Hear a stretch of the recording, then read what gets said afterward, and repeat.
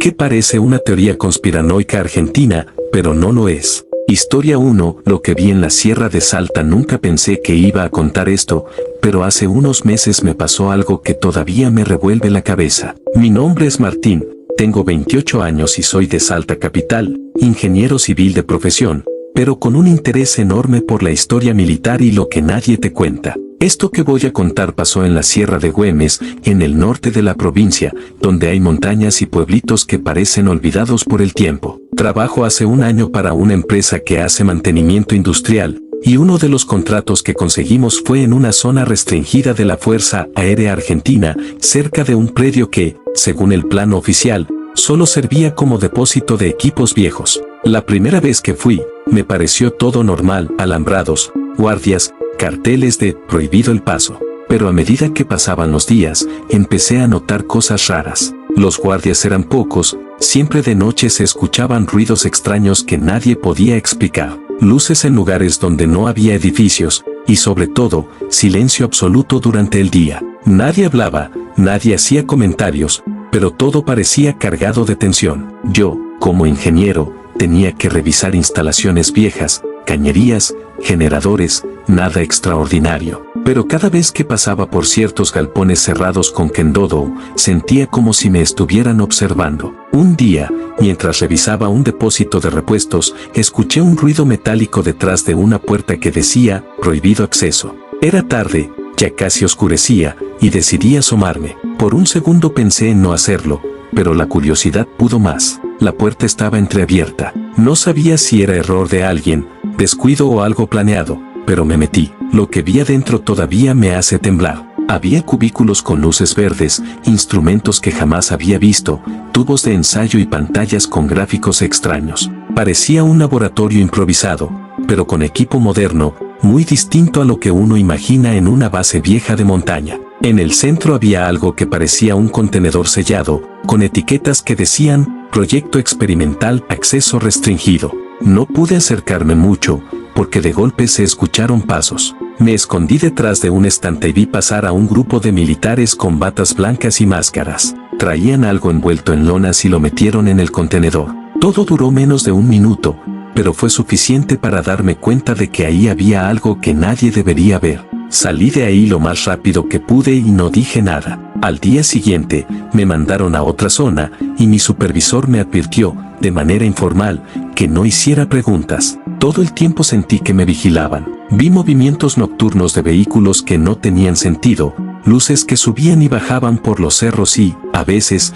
escuchaba humos que olían raro, como químicos. Al principio pensé que podía estar exagerando, que era mi imaginación. Pero una noche todo se confirmó. Me quedé hasta tarde revisando generadores y escuché un helicóptero que sobrevolaba la zona. De repente, las luces del laboratorio se encendieron y apagaron en secuencia, como si respondieran a algo. Me escondí detrás de un tanque de agua, y vi que un hombre salía del contenedor con lo que parecía ser un animal pequeño, encapuchado, y se lo llevaba con un grupo de militares hacia una camioneta que apareció de la nada. La escena duró segundos, pero fue suficiente para que entendiera que allí se hacían experimentos que nunca iban a aparecer en los medios. A la mañana siguiente, todo parecía normal. Nadie dijo nada, los guardias actuaban como si nada hubiera pasado, y los mapas oficiales mostraban solo galpones viejos y almacenes. Nadie mencionó las luces, los equipos o el contenedor. Me di cuenta de que ese era el modo en que funcionaba todo, ocultar la realidad detrás de la rutina. Después de ese día, decidí seguir trabajando, pero manteniendo distancia de ciertas zonas. Cada vez que pasaba por el camino de acceso, veía las luces, sentía los ruidos y escuchaba murmullos que nadie podía identificar. Nunca hablé con nadie fuera de mi trabajo, ni amigos ni familiares, porque sabía que nadie me iba a creer. Lo que más me impactó fue darme cuenta de que en pleno siglo XXI, en la Argentina, todavía existen lugares donde se hacen cosas que la gente común no debe ver. No sé exactamente qué estaban haciendo, ni si los experimentos seguían ahí, pero cada vez que cierro los ojos veo el contenedor, los militares con batas blancas y las luces verdes parpadeando. Nunca lo conté hasta ahora porque no quería problemas, pero si estás leyendo esto, quiero que sepas que hay secretos en nuestra propia provincia que pocos conocen. Y lo más loco, todos los pueblos cercanos lo saben, pero nadie habla. Es como si existiera un pacto de silencio, un acuerdo tácito de que ciertas cosas no se discuten jamás. No sé si alguna vez van a investigar esto, ni si se sabrá la verdad. Pero puedo asegurarte una cosa, lo que vi es real. Y cada vez que paso por la sierra, siento que me vigilan, que todavía hay ojos sobre ese laboratorio. Así que sí, amigos, en pleno Salta, en nuestras sierras, hay lugares donde el gobierno sigue haciendo cosas que nadie debería ver.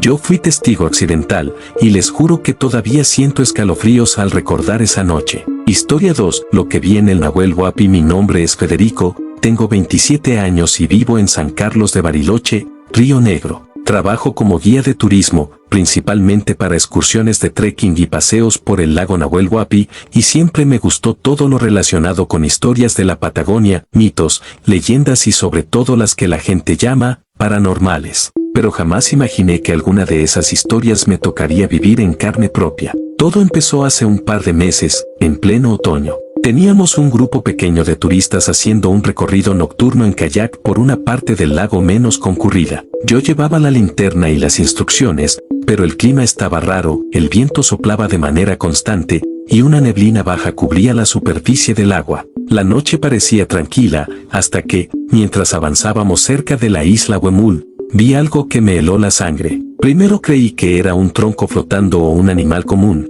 pero la forma se movía de manera extraña. Era enorme, alargada, y parecía que surgía y se sumergía en el lago con una precisión que ningún animal normal podría tener. Mis manos temblaban, y por instinto bajé la voz. Los turistas pensaron que era un pez gigante, pero yo sentí de inmediato que no era algo común del lago. Intenté concentrarme y seguir observando desde el kayak, pero lo más extraño empezó después. Justo cuando el objeto se sumergía, el agua alrededor comenzó a burbujear como si algo enorme se moviera debajo, desplazando toneladas de agua sin causar olas normales. Podía sentir la presión del agua contra la pala del kayak, y la sensación era tan real que me hizo dudar de todo lo que creía sobre leyendas. Mientras trataba de mantener la calma, escuché un ruido profundo, un sonido que no era ni animal ni mecánico, un gorgoteo lento, como si algo respirara bajo el lago, pero a metros de nosotros. Intenté grabar con el teléfono, aunque la cámara captaba muy poco debido a la neblina. Por unos segundos, tuve la certeza de que algo gigantesco nos estaba observando. En ese momento, uno de los turistas, un chico de Córdoba, me preguntó si era seguro seguir, y le dije que sí, aunque mi voz traicionaba mi miedo. Sentí que tenía que alejarme de esa zona, pero antes de remar, vi algo que me dejó sin aire. Una cabeza enorme, oscura, salió a la superficie, justo frente a mí, con una forma que recordaba vagamente a un dinosaurio, al estilo de los viejos dibujos del Nahuelito que se muestran en los diarios de la región. El contacto duró solo segundos, pero fueron suficientes para darme cuenta de que lo que todos llaman leyenda era real. La criatura desapareció antes de que pudiera hacer algo, sumergiéndose lentamente y dejando un remolino enorme detrás. La neblina volvió a cubrir todo y, cuando miré a los turistas, ellos no habían visto nada. Yo no dije nada, solo continué remando con el corazón a mil. Al día siguiente, decidí investigar más.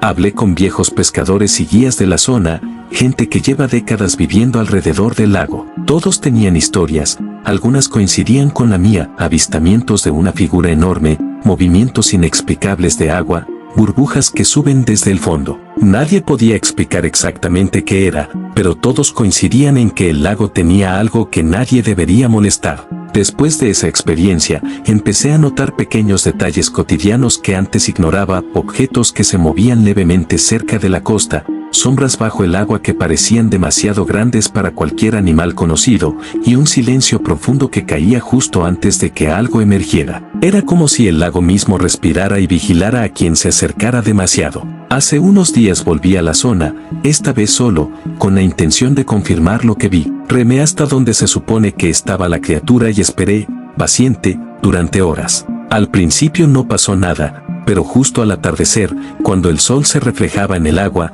una sombra enorme emergió frente a mí. No había dudas esta vez. Podía ver la silueta del cuello largo, del cuerpo alargado, y los movimientos suaves pero poderosos. Todo encajaba con los relatos históricos de Nahuelito. Decidí mantener la distancia y no intentar acercarme. Solo observé, grabé un poco, y entendí que ese ser vive allí desde hace décadas y seguirá ahí mucho después de que nos vayamos todos. No sentí miedo, sino respeto. Era como presenciar algo que nadie debería tocar, una presencia antigua que había decidido mostrarse solo a quien estaba dispuesto a ver. Desde ese día, cada vez que paso por el lago, siento una conexión extraña. No intento explicarlo racionalmente, sé que algo enorme y real habita el Nahuel Huapi, y que todos los rumores, los cuentos de pescadores y las noticias antiguas tenían razón. Lo que vi no es producto de la imaginación, ni de la neblina ni de un reflejo extraño. Nahuelito existe, y yo fui testigo de ello. Historia 3. Lo que no quieren que sepas en los medios. Mi nombre es Luciano,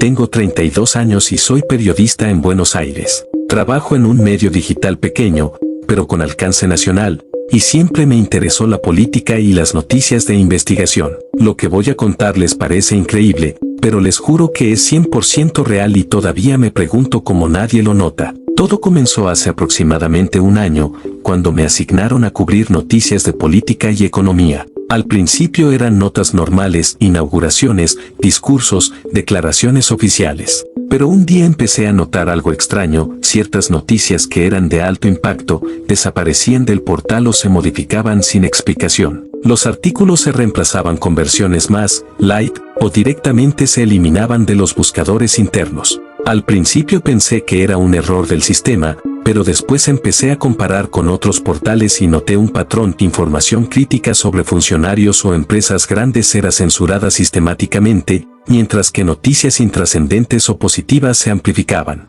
Empecé a sospechar que había intervención directa de alguien con poder dentro de la empresa. Un día, me llamaron a una reunión con el editor jefe. Me dijo que ciertas notas no convenía publicarlas y que había que seguir la línea de la compañía. Intenté preguntar por qué, y me contestó con un simple: no es nuestra decisión, son órdenes de arriba. Esa frase me dejó helado. No era un problema interno, alguien controlaba que podía llegar a la gente y que no. Decidí investigar más a fondo. Revisé correos, documentos internos, y encontré evidencia de que publicaciones completas eran borradas por presión directa de corporaciones y funcionarios del gobierno. Había incluso un sistema interno que permitía modificar artículos después de ser publicados, sin dejar registro visible. Lo más aterrador fue darme cuenta de que no se trataba de errores, sino de un plan sistemático para manipular la opinión pública. Mientras más investigaba, más comprendía la magnitud de lo que pasaba. Algunas notas sobre corrupción, irregularidades en contratos públicos y empresas vinculadas a funcionarios eran suprimidas inmediatamente, mientras que otros temas, incluso menores, eran promovidos para distraer a la población. Sentí miedo, pero también una responsabilidad enorme de documentarlo todo.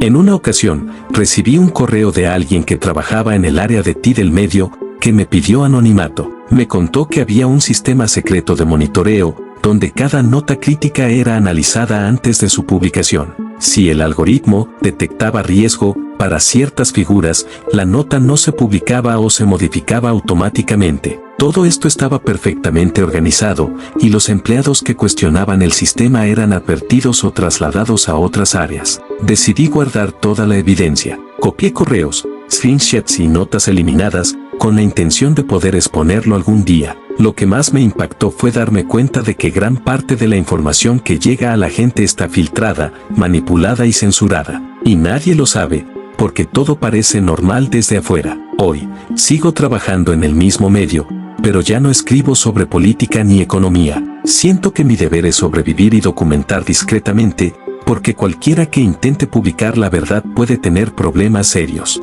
He visto colegas ser reubicados, sin razón, notas borradas y presiones directas de gente que parece intocable. Lo que aprendí es simple y aterrador: la manipulación mediática en Argentina es real, está organizada y tiene como objetivo controlar la información que recibe la población. No son rumores ni teorías conspirativas, lo vi con mis propios ojos, lo documenté y todavía no entiendo cómo la mayoría de la gente sigue creyendo que todo lo que lee es verdad.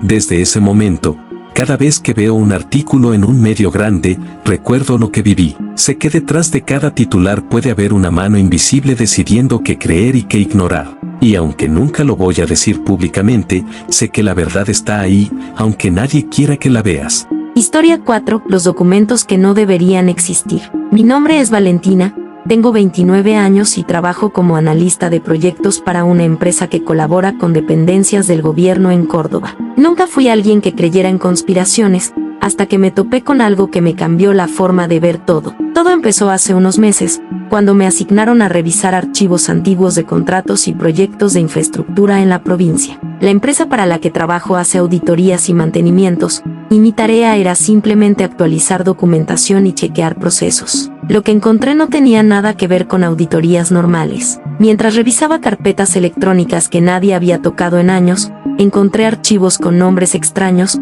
documentos encriptados y correos internos que hablaban de proyectos de optimización social y pruebas piloto en población. Al principio no entendí nada, me parecía un error de etiquetado, algo burocrático, pero al abrir los documentos, mi corazón se aceleró. Había listas, mapas y reportes sobre barrios específicos de Córdoba, con instrucciones sobre cómo implementar cambios en servicios, educación y comunicaciones, todo con objetivo de controlar información y manipular resultados de estudios sociales. Decidí investigar más, pero con mucho cuidado. No podía hablar con nadie dentro de la empresa, sabía que cualquier comentario podía llegar a los supervisores y advertirme. Revisé correos antiguos y encontré mensajes que confirmaban que estas operaciones eran parte de un plan más grande, respaldado por funcionarios gubernamentales y ejecutivos de corporaciones que trabajaban de manera conjunta. Todo estaba perfectamente organizado, pero oculto a la vista de la población. Mientras más leía, más comprendía la magnitud de lo que estaba pasando.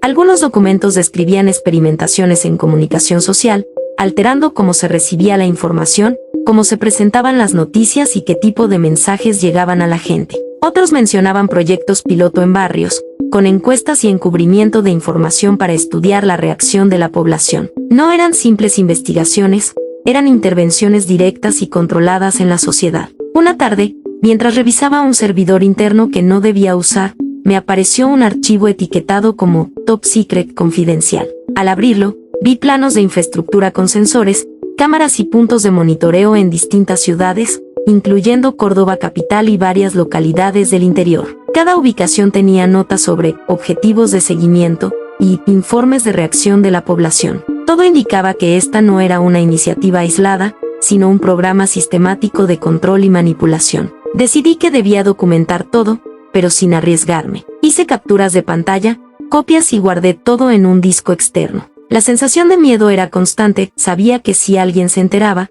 podía perder mi trabajo o incluso enfrentar problemas legales. Pero la curiosidad y la necesidad de entender lo que estaba pasando me empujaron a seguir. Finalmente, después de semanas revisando, confirmé lo que sospechaba, todo estaba organizado por el gobierno en conjunto con corporaciones privadas para manipular información, controlar percepción social y obtener resultados experimentales en la población. Nada era casual, nada estaba abierto al público, todo era secreto, documentado y ejecutado con precisión. Hoy sigo trabajando en la misma empresa, pero mi forma de ver la realidad cambió por completo. Sé que muchas cosas que la gente toma por normales, desde noticias hasta encuestas y campañas sociales, están influidas por planes que nadie revela. Lo más impactante es que es difícil de comprobar desde afuera, todo parece burocracia, nada parece conspiración. Pero yo lo sé, yo vi los documentos, seguí los correos, entendí los planos y confirmé que estas operaciones existen, están activas y nadie debería enterarse jamás. Nadie en mi entorno lo cree, y no puedo hablar públicamente, pero al menos sé la verdad, y cada vez que paso por los edificios oficiales o miro las noticias, sé que hay manos invisibles moviendo hilos detrás de todo, tal como los documentos indicaban. No hay duda, lo que descubrí es real, y aunque el público nunca lo sabrá, la manipulación existe y está funcionando ahora mismo en Córdoba.